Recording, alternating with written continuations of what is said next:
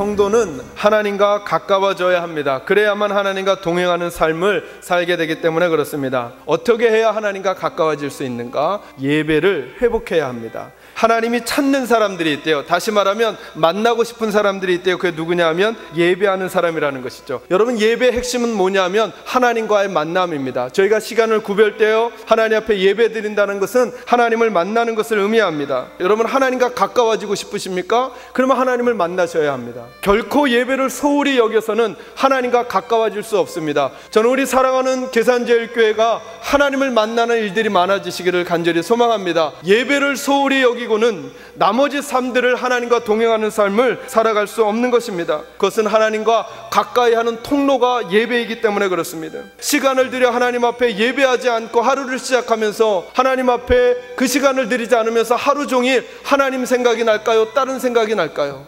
사랑하는 성도 여러분, 저는 우리 계산제일교회가 우리의 모든 생활이 예배이기 때문에 그 예배에 성공하기를 바랍니다. 그러기 위하여 정해져 있는 예배 시간을 소홀히 여기지 아니하는 저와 여러분이 꼭 될 수 있기를 주님의 이름으로 축원합니다. 두 번째로 하나님과 가까워지는 방법, 기도의 회복입니다. 기도는 영적인 호흡이라 그랬습니다. 들숨과 날숨이 있는 것, 이것이 호흡입니다. 그래서 하나님께 내 소원을 아뢰고 하나님의 말씀을 듣고 하나님의 응답을 받는 것, 이것이 기도입니다. 그러므로 기도는 하나님과의 대화입니다.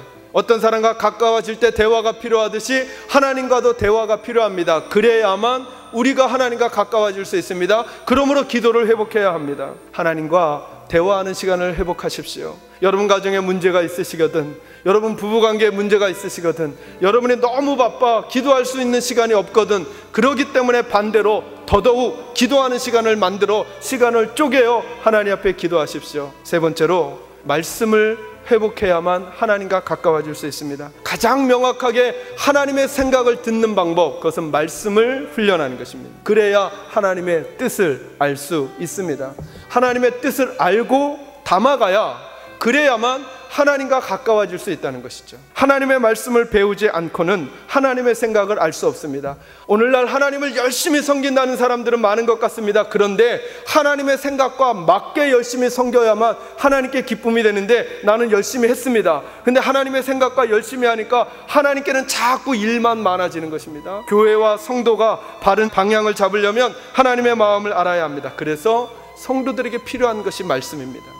네 번째로 어떻게 하면 하나님과 가까워질 수 있는가? 구체적인 방법, 하나님의 말씀을 묵상해야 합니다. 여러분, 묵상은 어렵고 힘든 것이 아닙니다. 여러분이 들었던 말씀 다시 생각해보고 곱씹어보는 것, 여러분 이것이 묵상인 것입니다. 하나님의 말씀에 대해서는 들어도 새롭고 좋은 의미에서 새로우면 좋은데 진짜 새로운 거예요? 왜 그럴까? 주일날 설교를 듣고 그냥 지나가면서 목사님의 축도와 함께 다 잊어버리고 다시 우리 생각으로 살아가기 때문은 아닌가? 한번 들었던 내용을 곱씹어 보는 거죠. 아침에, 점심에, 저녁에, 월요일부터 토요일까지 곱씹어 보는 거죠. 여러분, 사람은 어떨 때 가장 잘 배우겠습니까? 내가 다른 사람을 가르치는 것입니다. 여러분도 하나님의 말씀을 잘 배우길 원하십니까? 그러면 사람을 만나십시오. 그리고 그분들과 말씀을 나누십시오. 여러분 말씀을 들으셨거든, 여러분의 가족이나 여러분과 가까운 사람과 그 얘기를 한번 하십시오. 마지막 다섯 번째, 하나님이 말씀하신 대로 해보는 것입니다. 하나님이 말씀하신 대로 해보는 것, 그게 뭘까요?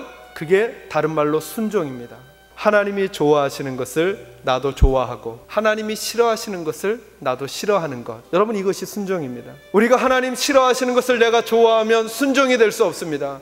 하나님 좋아하시는 것을 내가 싫어하면 그것도 순종이 될 수 없는 것입니다.